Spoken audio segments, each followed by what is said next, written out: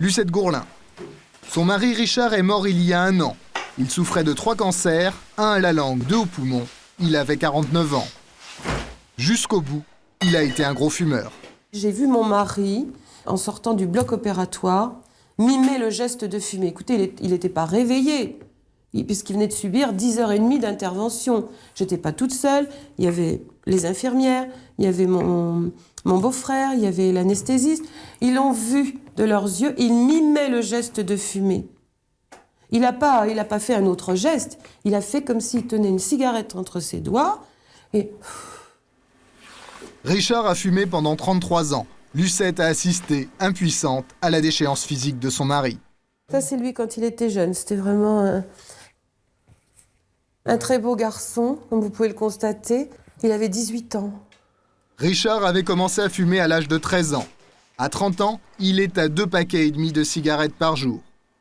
38 ans, premier cancer du poumon, il tente d'arrêter de fumer, sans succès. 45 ans, nouveau cancer, amputation de la langue. Là non plus, pourtant, Richard n'arrive pas à arrêter. Il a refumé, mais de toute façon, c'est là que je dis qu'il y a quelque chose qui fait qu'on est complètement dépendant et qu'on le veuille ou non, il y a dans ce tabac quelque chose qui rend dépendant, qui rend accro, donc c'est une drogue.